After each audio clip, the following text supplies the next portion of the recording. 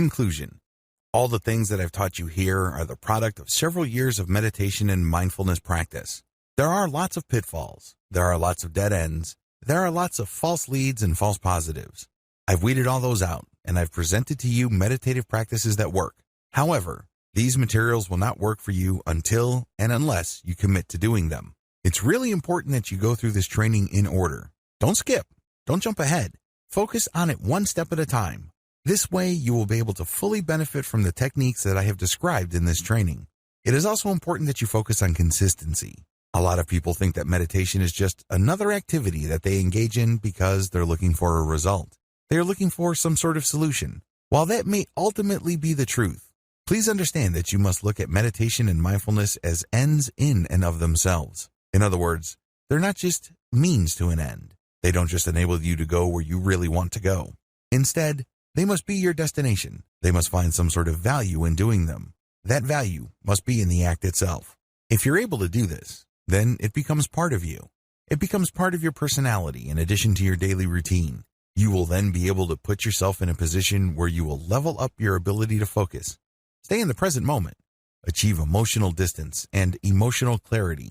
Ultimately, it's all a choice. You have to exercise that choice. You have to be responsible for yourself, your thoughts, and your actions. Do it today. One of the most common problems I've noticed people experience with meditation is the fact that they feel that they would be able to do it only when things are right. They feel that they have to feel a certain way. They think that certain conditions have to be present in their life for them to do this. What you're doing is you're just giving yourself excuses to not start. I'm telling you, if you don't even get yourself to start, you are failing. You're not dealing with your stress. You're not getting your life back. You're not setting things in order as far as your mental peace and tranquility are concerned. You're achieving nothing. You might be thinking that you're researching book after book about meditation, but what you're really doing is just giving yourself an excuse to not start. You have to understand that when it comes to any kind of profound personal change, our number one enemy is ourselves. The paradox of self-sabotage. I know it sounds kind of weird. You know how frustrated you are. You know that you feel that something is missing in your life. You know that you're not fully content. You understand that meditation can help you achieve some sort of balance. You understand that meditation can lead to a greater sense of inner peace. Why in the world would you want to get in the way of that? Why in the world would you want to sabotage that? Well, it's actually quite simple. We're all creatures of habit. We get accustomed to things. We grow attached to things. Once you do things a certain way and you think about things a certain way, you feel that you're stuck in that pattern. You feel that you're not capable of going outside of that pattern.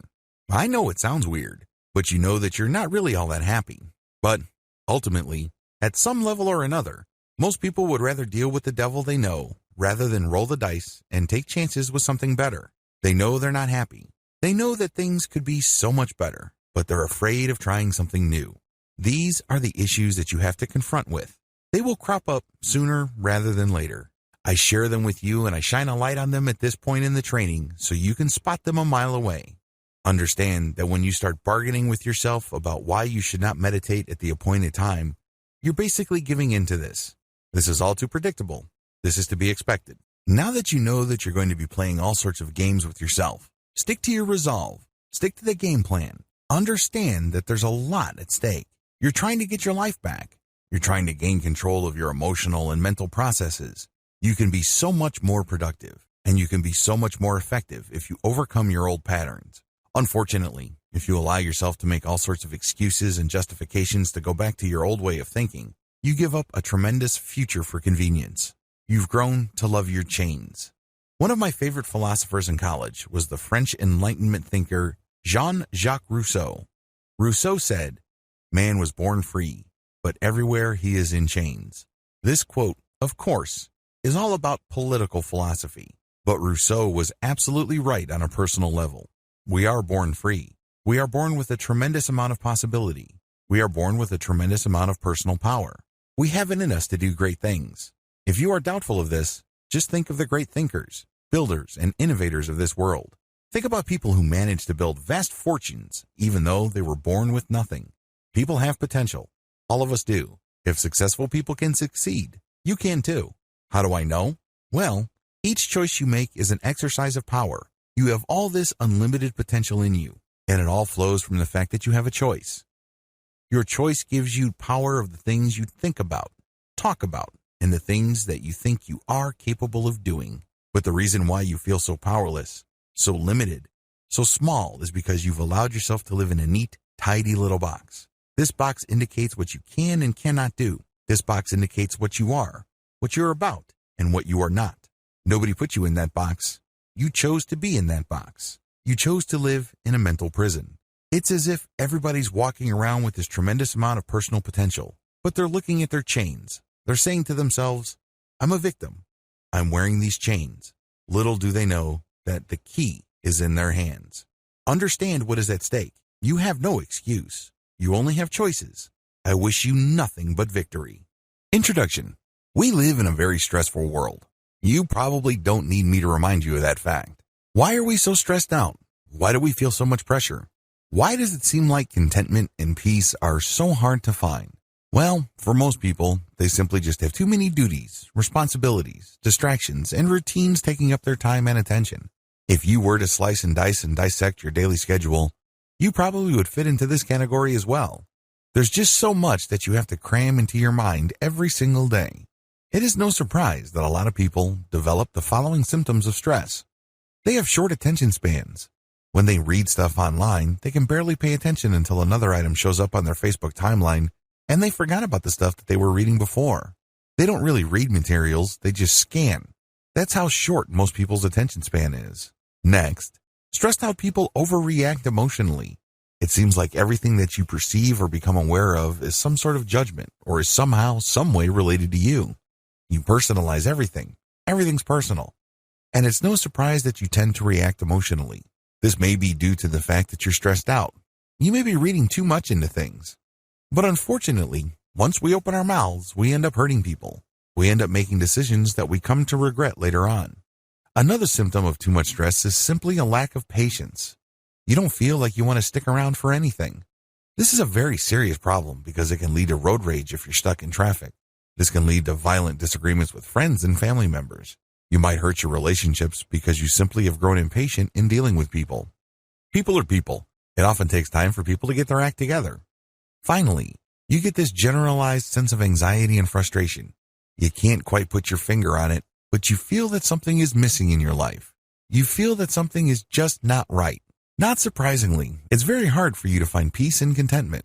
It seems that at any given second, something wrong might happen. It may lead to you losing money, or it may lead to you suffering from some sort of illness. Whatever the case may be, something's off. Something's not right. Rarely do you feel that if your world is perfect. It is no surprise that, given these symptoms, the Western world suffers from several systemic dysfunctions. In the Western world, there are high divorce rates.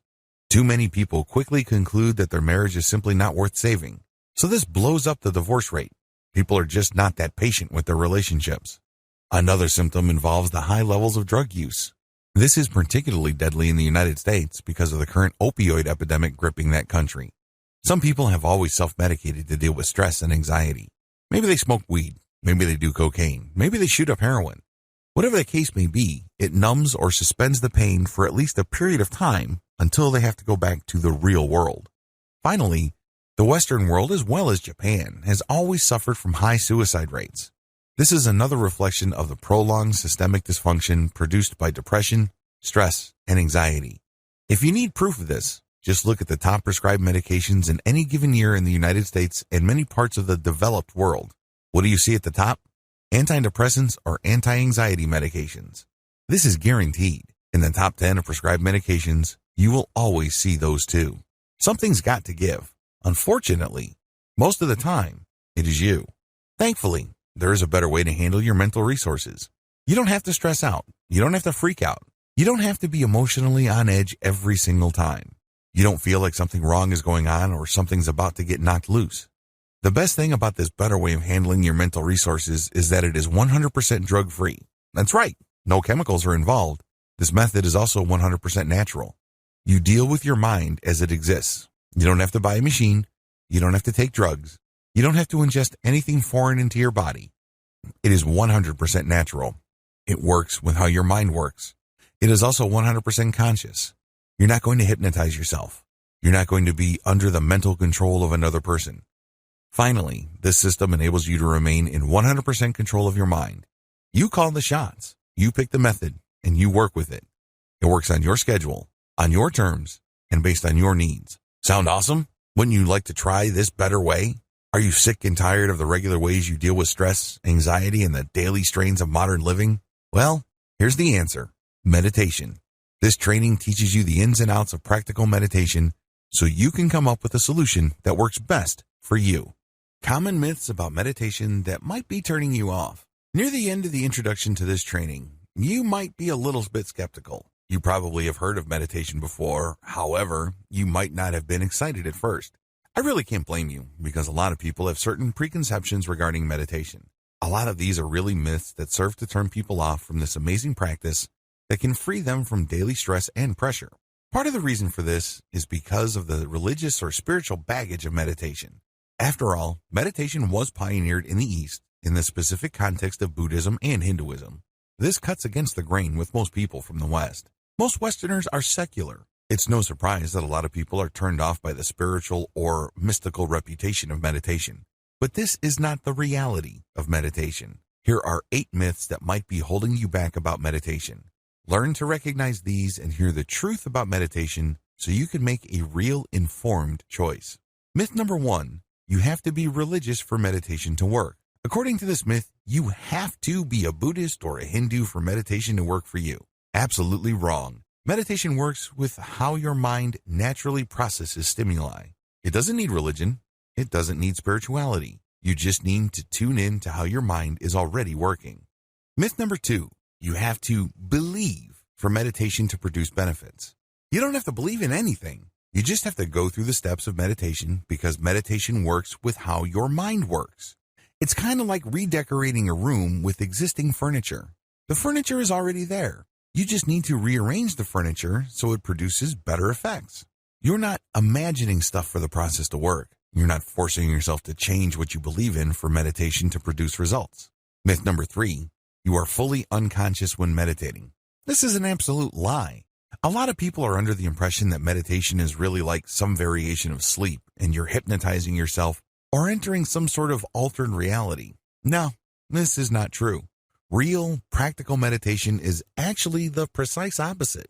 You remain fully conscious. However, you train your consciousness to purify its focus. It leads to a very empowering feeling because you start becoming more mentally disciplined.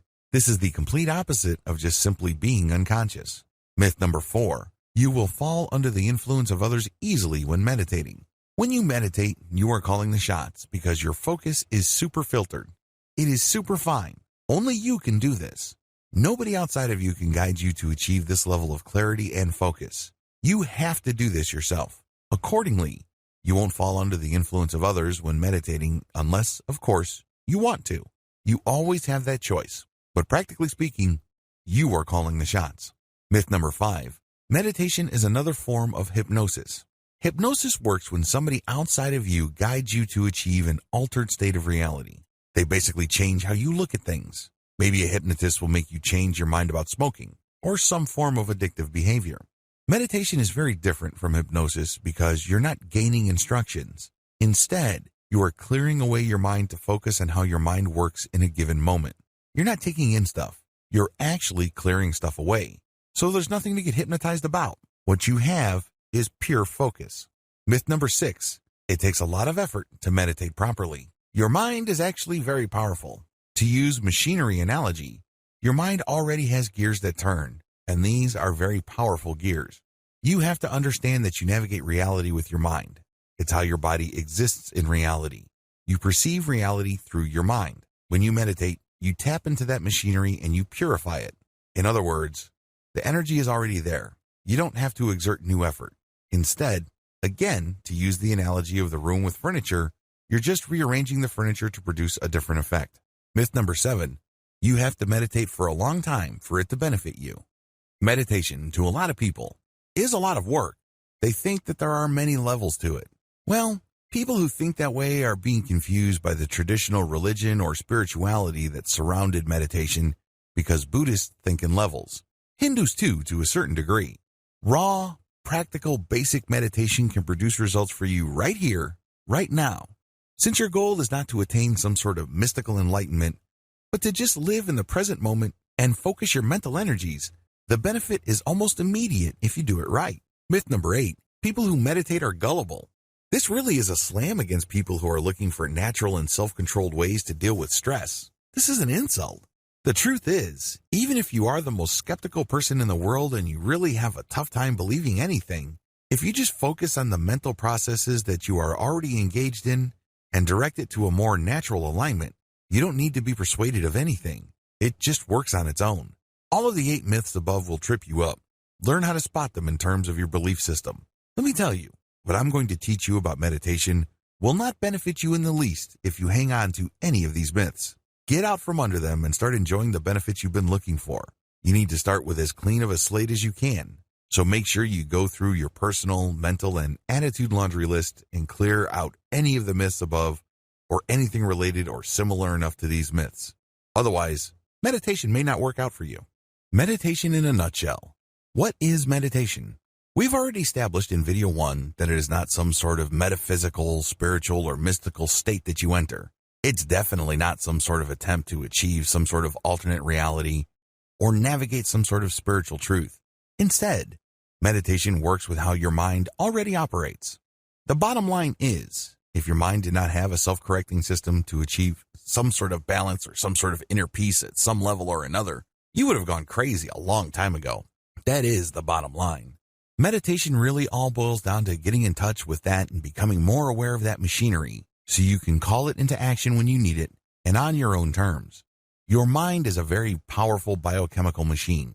It has all sorts of gears and processes and systems. Meditation just simply taps into this amazing interconnected network of internal systems that manage your personal reality to make the system work for you instead of against you. The cloud analogy. To get an understanding of how these systems work, I need you to imagine that you are looking at the world from 500,000 feet. At that distance, the world is a globe. You can see the clouds at the surface, and you can see some storms. And when you sink deeper, let's say to 200,000 feet, you can see the storms up close. You can see the lightning. You can see the movement of the air. You can even see the surface of the waters. You can see the heat of the deserts. There's a lot of commotion. There's a lot of stress. But when you sink another 200,000 feet, you can see everything up close and personal. There's a lot of turbulence. Then you sink another 500 feet into the ocean. It starts getting calmer. You can still see some patterns from the surface, or if you dig into the earth, you can see some mild disturbance. But when you get to the core of the earth, it's surprisingly stable. In fact, it's a molten core. It rarely moves. It's just liquid because of all the heat and pressure from the surface. But it is very, very stable in the center of the earth. Your mind is the same. When you drill down enough, things get calmer and calmer, despite how traumatic, turbulent, and stressful the surface areas of your mind become. When you get to the core, you can take a lot of comfort from the fact that it will always remain calm. It has to be this way because, as I said earlier, if humanity did not develop in such a way that our minds have some sort of self-correcting system that's always stable, we would have died as a species a long, long time ago. Meditation is all about getting to your core. Practical meditation is all about getting to that inner core. It's all about getting to that part of your mind that is always at peace. It has these mechanisms that ensure that you keep going back to this sense of peace. Believe it or not, really stressed out people who are going through a living hell as far as their emotions, their relationships, their career, their finances, and everything else in their life, actually have a calm inner core. Unfortunately, that's just buried in all the stuff that's taking up all their mental energy. But it's not going to go away. It's always there. You are programmed by biology to have a calm inner core. Otherwise, you would have gone crazy a long time ago. The bottom line is simple. Meditation is all about living in the moment. That is where we reconnect with our calm inner core. Here's the twist though. Meditation is an art, not a science. If meditation was a science, like some sort of equation that you just plug in variables into and you will get the same predictable result, then we wouldn't be here. But unfortunately, it is personal in nature because you have to go through the process of making choices to clear up your mind so you can lock in on the present moment. That's how you reconnect with your deep, abiding inner core of calm and serenity. Now, with that said, although meditation is an art and not a science, it's been scientifically studied thoroughly. In fact, there are at least 200 peer-reviewed, hardcore scientific studies of meditation. A lot of this was done in the 1970s. Meditation has a lot of scientific benefits. I will go into that in the next video. But don't think that what I'm going to be teaching you is some sort of an experimental or completely new method. No, its effects have been known for quite some time. In fact, in many parts of the world, it's been practiced for at least 1,000 years. The top 10 benefits of meditation. If you're going through this training, chances are you already want to try your hand at meditation. There's a high probability that you probably already know some, if not all, of the 10 major benefits of meditation. Just to be sure, if you're still in any way, shape, or form on the fence regarding this practical and all-natural way to relax, here are just the 10 major benefits of meditation. Please note that the actual list of meditation's benefits is quite long. These are just the most commonly reported benefits. Benefit number 1, it slows down your mind. Part of the reason why people are so stressed out is because they have 1,000 things on their mind. They're just so focused on so many things at the same time that they spread themselves too thin. They're not very patient. They don't have much focus, and it's very easy for them to drop the ball. It's very easy for them to spend day after day thinking that they really haven't done much with their time or the opportunities presented to them. By learning how to meditate on a practical basis, you slow down your mind. You're able to focus and appreciate one thing at a time. This is not a step back. In fact, this is a great way of reclaiming your ability to focus and control the many different areas of your life. Benefit number 2, it relaxes your mind. Focus is one thing, relaxation is another. Please understand that these are two totally different things. You can be focused on something that really stresses you out and take care of the problem. However, once the issue is done, you may still be tightly wound up. You may still be stressed. Meditation enables you to completely relax your mind. It is a great way of not only taking off stress, but also relaxing your mind. You get inner peace. You get serenity. Benefit number 3, it relaxes your body. There's a tight connection between your body and your mind. The less stressed your mind becomes, the more relaxed your body gets.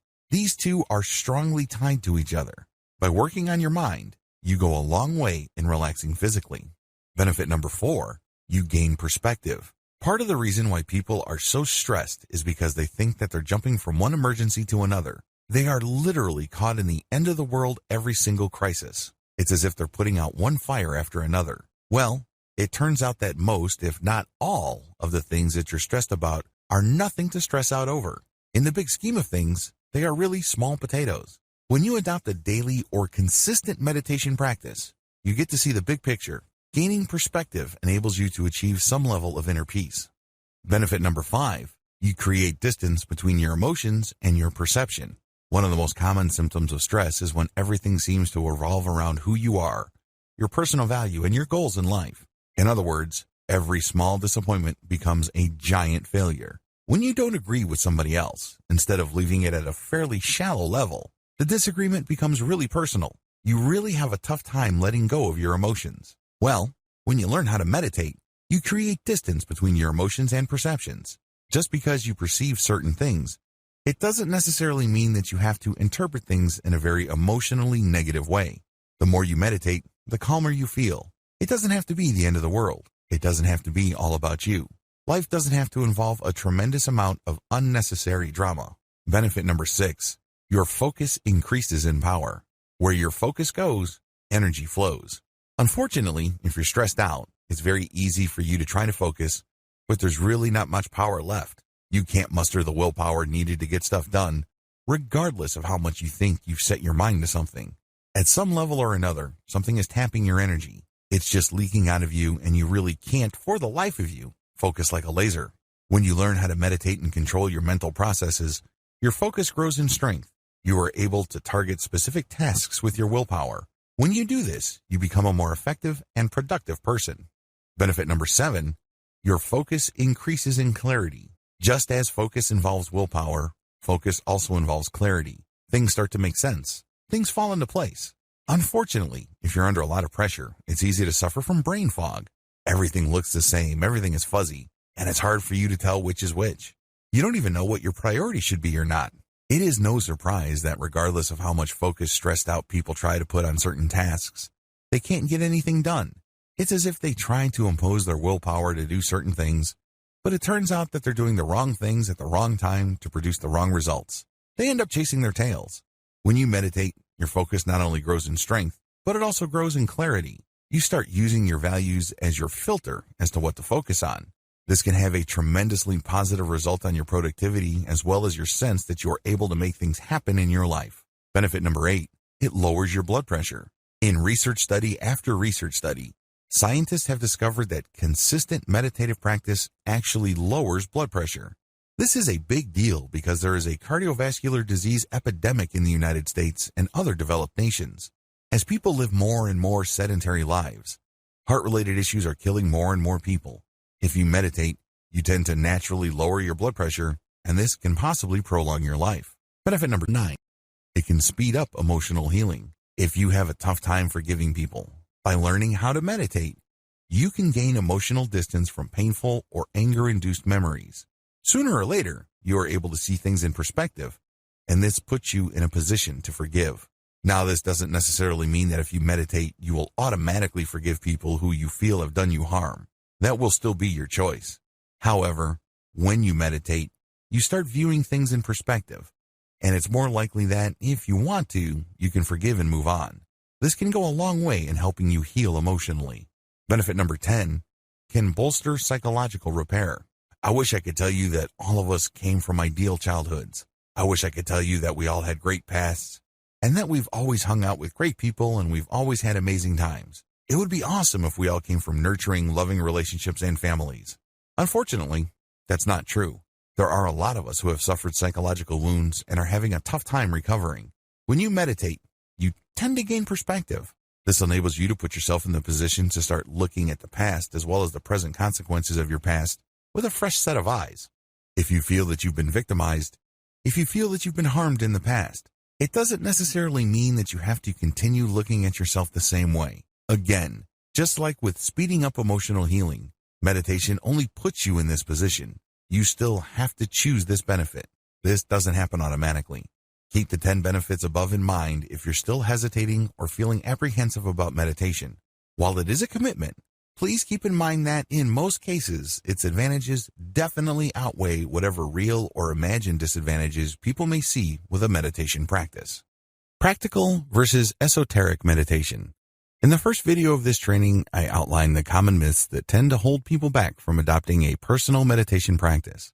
It really all boils down to a sense that meditation is somehow, some way religious, mystical, or some sort of superstitious practice. We live in a very secular time. We'd like to believe that we are guided by reason and science. Given this context, it is entirely understandable why people have second thoughts about meditation. A lot of this really flows from the dichotomy between practical and esoteric meditation. Esoteric meditation is really the historic practice of meditation. In this context, meditation is practiced in connection with some sort of higher religious goal or some sort of mystical objective.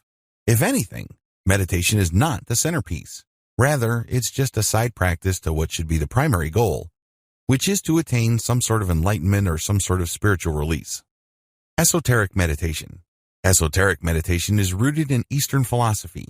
The whole idea of Eastern philosophy is that life is suffering, or that there is such a thing as karma and eternal rebirths. The whole point of any kind of spiritual exercise is to gain a perspective that enables people to break out of this eternal series of birth, suffering, death, and rebirth. Meditation has historically been associated with this thinking because meditation is one practice that enables people to start seeing life from a completely different perspective. This would enable them to think, talk, and behave differently enough for them to break the pattern of karma or the attachment that keeps them trapped in that mystical circle of birth and rebirth. As you can tell, this involves a tremendous amount of religious and spiritual concepts. There is chanting. People who practice meditation in this context say Om, Om, or they use some sort of spiritual mantra. They also engage in yoga and other physical exercises that have spiritual connotations. Practical meditation. Practical meditation simply strips away all the esoteric, religious, spiritual, and mystical layers of meditation. Instead, it looks at the meditative practice based on the core mental processes that enable people to self-repair to such an extent that they do not go crazy. In other words, instead of dwelling on the surface differences, practical meditation goes to the structural components of the meditative act itself and strips away anything that is unnecessary. It also focuses on one non-religious, non-spiritual, or non-mystical goal, which is to achieve focus in the present moment. We're not even talking about peace. We're not even talking about some sort of inner serenity, harmony, and what have you. Although those emotional states and experiences can and do happen, practical and fully secular meditation is all about achieving some sense of mental clarity in the here and now. There's no past to worry about and no future to obsess over. The bottom line with practical meditation basically strips away all that is extra or historic and cultural about meditation. It goes to the basics. The basics really boils down to learning how to focus on the present moment. Nothing before, nothing after. It's all about right here, right now. Using that, we get a tremendous amount of benefits, as outlined in video 3. The SEAL Quick Stress Relief. Starting with this video, I'm going to lay out the different purely secular methods of achieving a meditative state. Now, a lot of people might argue whether these methods are classical meditative techniques. But as I've mentioned in video 4, we really couldn't care less about whether it's traditional, classical, or what have you. Instead, our focus is to learn the basic practical, doable techniques that enable people to focus on the present moment. This is the key to relieving stress and removing unnecessary life pressures. The first method I'm going to teach you is the SEAL Quick Stress Relief Method. This method was pioneered for the U.S. Navy SEAL program. SEAL stands for Sea, Air, and Land Teams. These are highly trained, mission-critical military units run by the United States Navy. These are the seasoned military specialists that often see action first in any kind of armed conflict.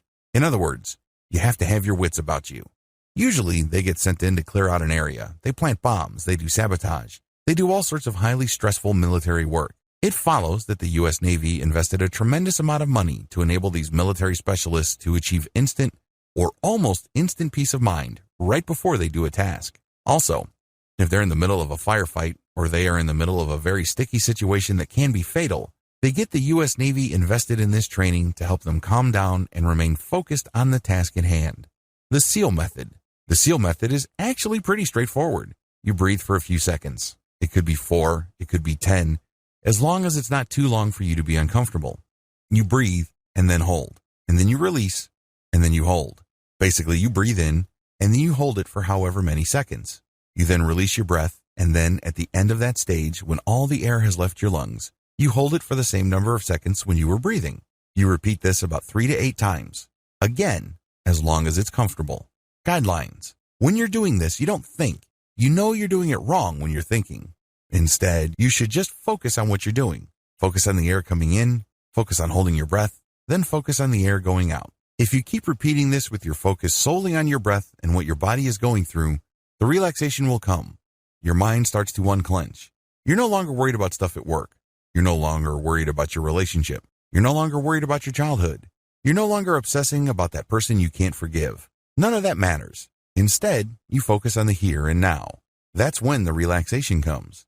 Ideally, you should start with the SEAL method for quick stress relief. This is the easiest meditation method and it delivers the quickest results. Once you learn to de-stress using this technique, you should then go deeper by adopting the methods described in the following videos of this training. Counting your breath. With this method, you're just going to focus on your breath and nothing else. By doing this, you achieve a tremendous amount of relaxation. If you practice this long enough, you can achieve a very deep and abiding sense of inner peace. It's fairly straightforward. There are really no moving parts. It's not complicated at all. Preparations. First, you need to find the right spot. Generally speaking, you should do this in an area where you're not going to be disturbed. There should be no distractions in terms of what you can see, hear, smell, taste, touch. It should be a place that will only be available to you for around 10 to 15 minutes. It doesn't really take all that long, but you have to be in the right spot for a long enough period of time for this meditative technique to benefit you. Second, you're going to close your eyes. This is a technique that you cannot do with your eyes open. Remember, we're basically going to avoid any kind of distractions. These distractions can be seen, heard, smelled, tasted, and touched. No distractions. So you close your eyes and you just focus on one thing and one thing alone. Third, focus only on your breath. How are you going to focus on your breath? Well, you're not going to focus on it by feeling it or hearing it. Instead, you're going to watch it. In other words, you turn your mental camera to your breath. You imagine yourself seeing yourself breathe in and breathe out. The key here is to feel it with your body and see it in your mind's eye. Eventually, these two sensations will line up. So it diverts your attention from the stuff going through your mind as well as the stimuli that your body is picking up. Instead, everything is focused on your breath. Your conscious attention is focused solely on your breath. You breathe in slowly and you breathe out slowly. Everything is focused on the area of your body where the breath is coming in and going out. The key here is to not control your breath. The key is to not be self-conscious. Instead, you're just paying attention to this natural flow. When you feel that there's a strain in your lungs, you're doing it wrong. It means you're being self-conscious. It means that you're trying to force things. This should not be forced. It is actually effortless. You're just basically turning that mental camera that you have from obsessing about all these stresses or drama happening in your life to just focusing on your breath. That's all it will be focused on. And if you keep this up long enough, you will become very, very relaxed. It leads to a tremendous amount of inner peace. However, let me tell you, in the beginning, it's going to be quite difficult. You might even feel bored. You might even feel like you're wasting your time. It's because this is something new. Your mind is not used to thinking this way. After all, your mind has grown accustomed to thinking about 1,000 different things at once. It's used to using up a tremendous amount of energy. Now, you're using very little energy and you're focusing on only one thing. As you can imagine, that takes some getting used to. The good news is it's worth doing because the calm and relaxation that you get will be priceless. Present sense mindfulness. With this technique, you focus on what you see in front of you. In other words, you're going to be meditating or practicing mindfulness with eyes wide open. You're just working with your awareness. You're training your awareness on one thing and one thing alone. Steps to present sense mindfulness. The first step is to practice the breathing patterns that you learned in video 6. Focus on your breathing until you achieve a sense of relaxation. You do this with your eyes wide open. You can do this in a room with no other people, but there are objects in the room. You do this with your eyes open. Ideally, you shouldn't do this in any place where there are loud noises or music. Next, you're going to focus on an object in front of you. It can be a tree, a park bench. It can be a house. It doesn't really matter. What's important is that you put all your focus on that one item alone. The key is to look at that item. You're not out to enjoy it. You're not out to judge it. You're definitely not out to analyze it. Instead, you're just looking at it. The key here is to see clearly. You're going to basically be looking at all the details. It's not like you're searching for something. Instead, your job is just to take it all in. It is kind of like taking a very thorough, high-resolution snapshot of that item that you've chosen to look at. Next, once you have determined that you have seen all there is to see about the object, the next step is to pay attention to what that object would smell like, taste like, feel like in terms of texture, and what it would sound like. In other words, you sense it in 3 dimensions. You take it in with all your senses. This enables you to lose your focus on everything else. When you do this, your mind is being filled with the stimuli of that object and that object alone. You have no space left for stuff you have to worry about at the office. You have no mental resources left for that time when your best friend stabbed you in the back or did something that made you hold a grudge for a long time. All that stuff gets pushed out. Instead, you're just cramming all the sensory data that you are willfully taking in based on that object that you have chosen in front of you. This enables you to lose focus on everything else and focus on that thing in front of you. This enables you to reset how you normally focus on things in your life. The reason why you're so stressed out is because you're hanging on for dear life onto so many different things, and they layer on top of each other. And at the end of the day, all this willpower and this mental energy is just basically wasted because you're hanging on to so much stuff. When you practice this meditative technique, you push a reboot button for your mind and let go of all that stuff that you're clinging to. And instead, you just fill it with the stuff that you take in and that you flush out. Eventually, this leads to mental hygiene because you will develop the mental discipline to zero in on an issue or a set of data for however long it takes to produce. Let's say at work or in an argument or even dealing with a relationship, and then let go. Watch your emotions like clouds. Once you have done the previous meditative practices, the next step is to meditate in such a way that you let go of emotional attachments. Let's get one thing clear. Part of the reason why we're all so stressed out and anxious is because our memories are not emotionally neutral. When we perceive certain things, we tend to react a certain way because we have been trained by past experiences to respond that way. What if I told you that in many cases, we respond in a very unproductive and downright negative way? We could be responding in more neutral or more positive ways, and our lives could be more productive. Instead of wasting a tremendous amount of emotional and mental resources feeling negative, angry, frustrated, guilty, upset, you name it, We can focus more on feeling appreciated as well as content. It's all a choice. But unfortunately, if we hang on to these past memories and we judge them in a predictably negative way, we lose sight of the fact that we can always choose our judgments. We feel that our negative analysis is just who we are. It's part of our identity. It's part of our personality. Well, it isn't. It's always a choice. With this technique, you gain some freedom from the emotional roller coaster ride that you feel just takes you to negative territory like clockwork. Here's how it works. Step number 1, count your breath. Go back to the earlier video where I taught you how to count your breath. Watch your breath. Count it. Focus on your breath. At a certain point, you will relax. You can use the SEAL method, or you can use the more intensive breath counting and watching method I discussed earlier. Whatever the case may be, keep doing it until you sense relaxation. Step number 2, close your eyes. Once you feel that you have reached a certain level of relaxation, close your eyes. Everything should go black. Allow yourself to relax even deeper. Allow yourself to slow your thoughts down. Just focus on the calmness of the darkness. There's nothing to prove here. You don't have to be somebody that you're not. You have nobody to impress. This is just you and your thoughts. It's just calm, pure darkness. No light, no color, nothing to get worked up about. Step number 3, focus on your thoughts. Once you have relaxed, pretend that you are in some sort of movie theater and you're sitting back and you're seeing scenes. These are your thoughts. When you assume that perspective, you would realize that you're thinking a lot. If you're a normal person, a lot of mental images flash through your mind. In fact, we go through so many mental images, oftentimes we're not aware of them all. So sit back and just see your thoughts play out. Step number 4, make sure not to judge or analyze your thoughts. Here's the thing that you will be doing differently. Most people have no problem seeing mental images flash through their mind. But the problem is, once that happens, they get all emotionally caught up. For example, you had an ex who cheated on you, stole from you, or otherwise did bad things to you. How do you think you would feel when you see something that reminds you of him or her? You probably don't feel all that good. Now with this technique, when the mental image or the picture or the likeness of your ex comes to your mind, your rule is that you let the image flash, but you will hold judgment. You're not going to analyze it. You're just going to acknowledge that this is the image of my ex, this is the image of my boss, this is a scene from my childhood, this is a scene where I was let go at work, this is a scene at jail. Whatever the case may be, you're seeing all these mental images, but you're not judging. You are acknowledging. It's very important that you know the distinction. You're not engaged in pretending to not see something. For example, if there was a fire in your childhood, you're not going to say, well, this was a happy moment in my childhood.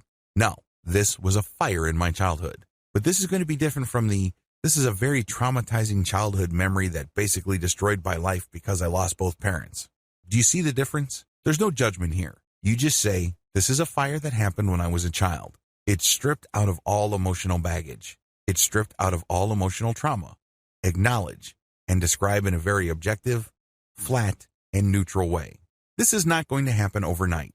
If you are carrying around a very heavy weight, maybe child sexual abuse, maybe you were unjustly punished. Whatever the case may be, you just need to focus on what you see. Do not judge. Do not analyze. Just acknowledge it and then move on to the next step. Step number 5, let your thoughts pass like clouds. One of my fondest childhood memories involves me and my cousins just going up to this little hill, and for what seemed like hours, we would just lay back on the grass and watch the clouds pass by. My cousin would say, that's a bicycle. I would say, no, that looks more like a dog. There was, of course, no right or wrong answer. Everyone's entitled to their opinion. Every person's guess was as good as all others.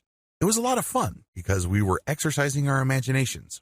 We were, after all, just watching clouds pass by. There were countless clouds before them, and there will be countless clouds after them. They are here one moment and gone the next. I want you to do the same with your thoughts, but let them pass like clouds. Just like clouds, your thoughts just pass through. Let them pass. Don't deny them. Don't pretend they are something else. Don't argue with them. Don't bargain with yourself. Just observe the thought clouds honestly. In other words, when the mental image flashes, acknowledge it. For example, this is a fire that happened when I was 3 years old. This is an image of my parents about to leave for the United States when I was 3 years old. Whatever image you have from the past, strip it of all emotional judgment or analysis. Make sure you empty the mental image of any emotional content that might trip you up or set you off into an emotional analysis. Compare this. This is the fire that happened when I was 3 years old. 2. This is that devastating fire that made my family homeless for 3 years. My father was very angry during that fire, and he has not stopped being angry since. We lost it all. I was only 3 years old. See the difference? The first case involved just describing the facts, nothing more, nothing less. The other case includes a lot of analysis and commentary. These lead to you getting thrown off track. Learn to spot the difference. Recognize the point when you stopped objectively describing and started emotionally reacting. It doesn't make it any less real, mind you, but you're just acknowledging it because we're not engaged in self-delusion here. We're not trying to trick ourselves or hypnotize ourselves into thinking that these events, which ultimately are very traumatic and hurtful, did not happen. Instead, you're just acknowledging. And then the next step is what makes it really powerful. When you acknowledge, you then let it pass like a cloud. Just like a cloud, it's going to zoom over your head. It's going to linger slowly, depending on how strong the wind is. But you just let it pass. Eventually, it will pass. Step number 6, enjoy the emotional distance. When you repeat this over several weeks, you start noticing emotional distance. Mental images, memories, or what have you, that used to throw you off track no longer do. Maybe there was a memory that used to make you cry like you were on autopilot. Now you don't do that. You just say, well, that happened to me when I was 4 years old and my housekeeper was in that memory. Then you let it pass. Well, that happened to me and my boss said something and I was let go and I found another job. You let it pass. Well, that was my best friend and my ex-girlfriend. You let the memory pass. You do this over and over again, and the more successful you become at it, the greater the emotional distance. Eventually, all that stuff that used to drag you down and hold you back is left in the past. Congratulations. Meditation best practices. Meditation is like working out. When you work out, you put a lot of stress on your muscles. That's how they get bigger. That's how they get leaner. That's how they get stronger. The same applies to your mental muscles, because that's what meditation is. It's a mental workout. Physical muscles get soft if you don't challenge them or you don't put pressure on them. With meditation, you're going to challenge and put pressure on your mental muscles. Believe me, it is quite a workout to let a mental image just pass over your head like a cloud without judging it. For example, there was an episode of your childhood that used to burn you through your core because it was really humiliating. It was disgusting. Whatever it was, it takes effort to do that. But that's how you challenge your mental muscles. And the more pressure you put on it, the stronger it gets. Practice daily. The good news here is that you don't have to spend all day meditating. In fact, if you're doing that, you're overdoing it. That's probably going to do more harm than good. Instead, focus on spending no more than 15 minutes a day. With meditation, a little bit of consistency goes a long way. So focus on your meditative practice for no more than 15 minutes every day. 15 minutes is plenty. Associate your meditative state with certain stimuli. This is for advanced students. Usually, by this point, it will probably take months, if not years. But most people, if they're consistent, will reach this point. When you perceive any new stimuli, allow yourself to focus on your meditative state. You're basically linking the meditative state of peace, calm, inner serenity, and harmony with stimuli that normally upsets you. For example, if you work with an ex, it can be quite uncomfortable, awkward, and frustrating. This person broke your heart, this person cheated on you, or you're embarrassed because it didn't work out. Whatever the case may be, it's going to be very hard to handle that stimuli. After you've meditated and you've gained some emotional distance, allow yourself to look for that stimuli and link it with a meditative state. In other words, you are replacing the stress, discomfort, and embarrassment that you normally feel when you perceive that stimuli. Maybe it involves seeing the face of your ex or hearing his or her voice, whatever the case may be. Now, you're replacing it with a meditative state. The meditative state, of course, involves a sense of calm, being in control, clarity, peace, healing, restoration. So instead of that person's voice or image just stressing you out, upsetting you, now it calms you down. You say to yourself, I'm okay. There's nothing to get hung up about. I can deal with this situation, this person, these memories at a certain level, and I'll be okay.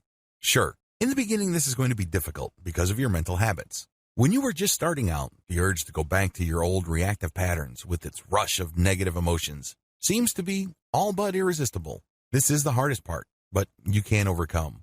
Choose to override this natural tendency, and it will get easier and easier to respond to life stimuli based on your highest values instead of your feelings or whatever is convenient or easy.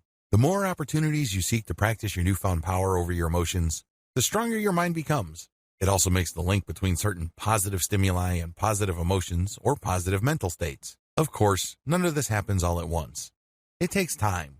Still, every time you successfully choose to focus on being calm and successfully recall the mental calmness of your meditative state, the easier it gets. The secret is practice. Interestingly enough, to get the practice you need, you actually have to seek out situations or stimuli that normally stress you out. That's the only way you can test out your ability to recall a calm inner peace. Usually, people do not need help recalling stressful, embarrassing, traumatic, or painful memories. Start there. Since these are thoughts, you have a lot more control over the thought and the outcome. Compare the above to testing out your meditative recall skills on actual people. People can be quite random. You might have a very sticky situation on your hands, and unlike memories, there's no rewind button if you end up saying or doing something that harms your relationship or takes it to a much lower level. Regardless of how you do it, give yourself the opportunity to consistently test out your ability to recall that state of mental calm, serenity, and peace. In that special space you have built for yourself within your mind, there's no need to prove anything. You don't have to be somebody else. There are no painful memories. There is no worrying future. Instead, you just have calm in the here and now. Understand that you always have this available. Get some hope from this fact. Call this link at will. Once you have trained yourself to remember that meditative state when situations present themselves, the next step is to call it at will, meaning you yourself will trigger that meditative state. You no longer need stimuli. That's when you have reached a higher level of practical meditation, because that sense of calm, release, and objective distance that you feel with your emotions pretty much persists on a 24/7 basis. You only need to choose to call that meditative state to being, and it happens. You now know it like the back of your hand.